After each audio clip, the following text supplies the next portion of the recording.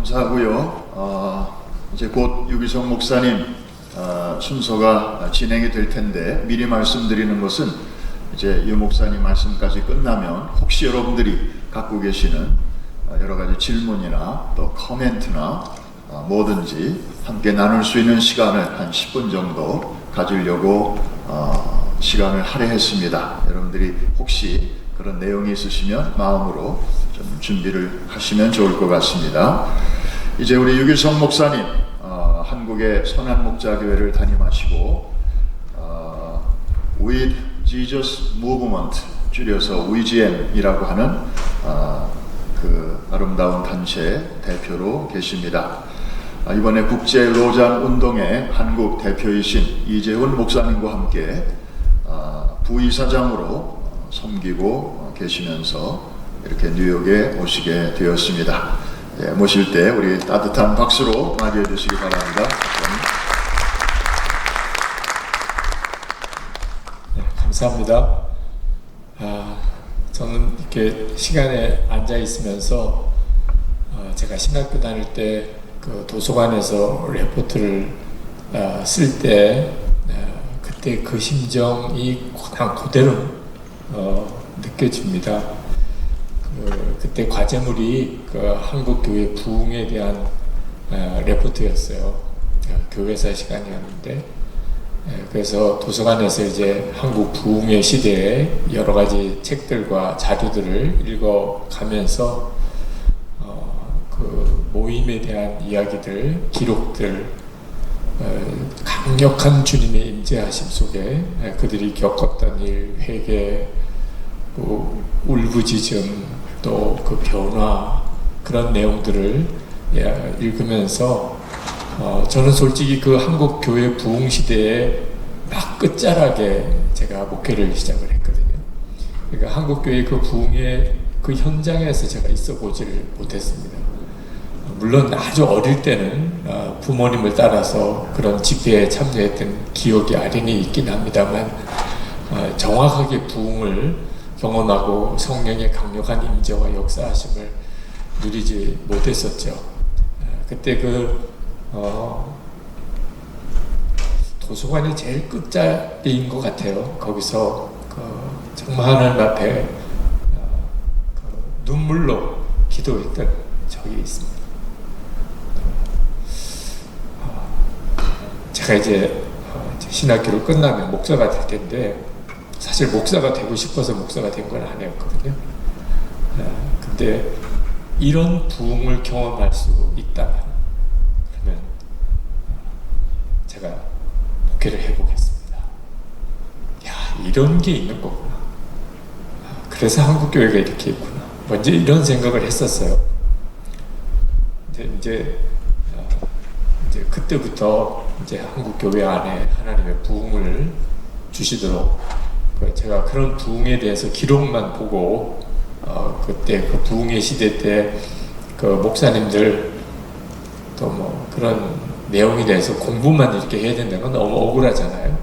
그래서 그 부흥을 실제로 경험했으면 또 제가 목회할 때 그런 역사가 좀 있었으면 그런 간절한 기도가 있었는데 근데 응답이 안 일어나는 거예요. 오히려 한국교회는 점점 더 영적으로 메말라지고 이렇게 가라앉는 큰 배 같은 느낌이 드는 이런 상황이 저희에 있어서는 참 고통스러운 일이었습니다. 네, 하나님이 저에게 제가 가지고 있는 부흥에 대한 개념을 바꾸시는 작업을 하셨다 하는 게 이제 지금 시점에 깨달아져요.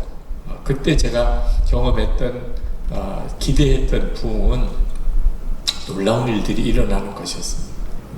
사람들이 엄청나게 많이 모이고 그때 무슨 기적 같은 역사가 일어나고 그것 때문에 또 사람들이 더 몰려오고 와, 그 멋있잖아요. 그죠? 정말 하나님은 살아계시구나. 이제 그런 것이 제가 생각했던 부흥이었는데 하나님께서 원하시는 것은 단순히 사람을 많이 모으는 형태의 그런 부흥이 아니고 정말 주님의 함께 계심에 대한 주님의 임재를 정확히 우리가 눈뜨게 되는 일, 주님의 임재를 눈뜨게 됨으로 인하여 우리가 변화되는 것이었습니다. 그래서 하나님이 원하는 부흥의 핵심은 그것이구나. 이제 그래서 제가 이제 With Jesus Ministry를 하게 된 이유이기도 합니다만, 그런데 이제 그 응답 중에 하나가 이 로잔 대회라는 생각이 드는 거예요. 그래서 아마 제가 오늘 우리 목사님들에게 사실 이 말씀을 나누게 하시는 것 같습니다. 제가 왜 이 4차 로잔, 한국에서 열린 4차 로잔 대회가 제가 바라던 그 기도의 응답과도 같다고 생각이 드느냐 하면, 사실 이 로잔 운동은 선교 운동이거든요. 근데 정확히 표현하면 온 교회가 온전한 복음을 온 세상에 전하자. 그게 로잔의 구호입니다. 그러니까 여러분 느끼시다시피 온 세상에 복음을 전하는 선교 운동에는 전제가 있어요. 온 교회가 온전한 복음을, 그리고 온 세상에 전하는 거거든요.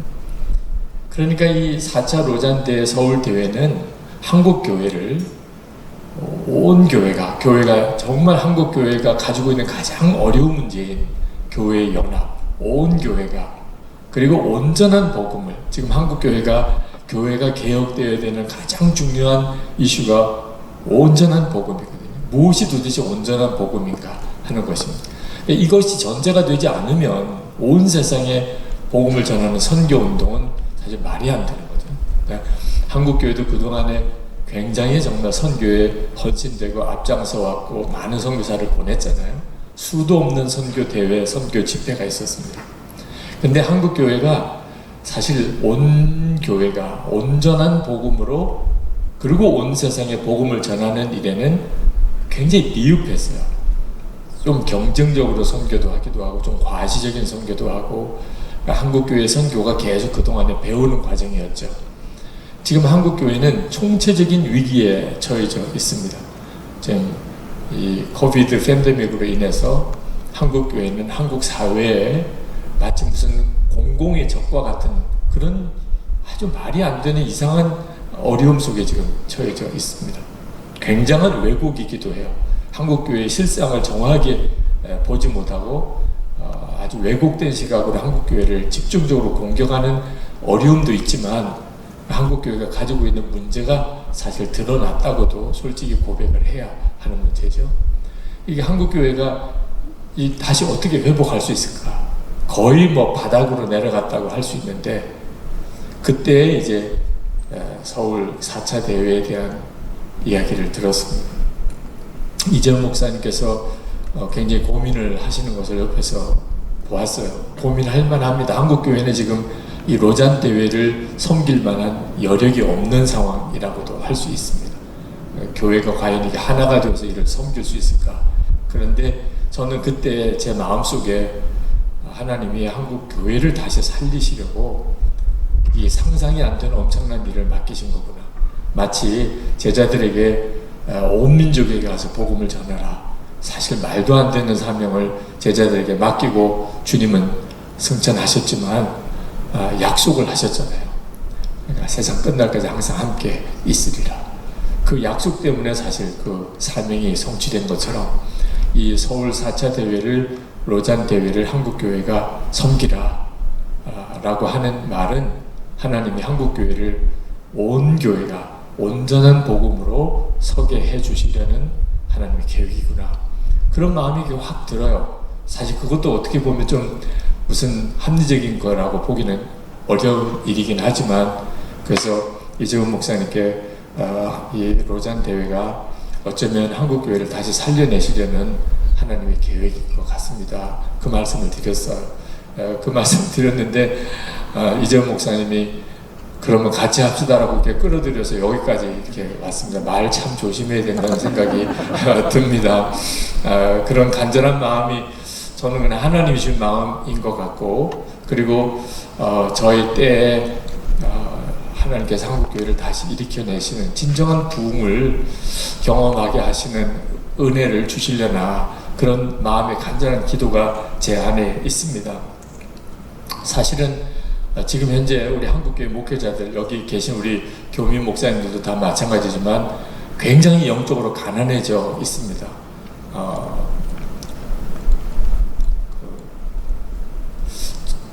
저도 이렇게 쉽게 막 감정을 드러내는 사람이 아닌데 요즘엔 그래요. 한국 교회를 위해서 기도하면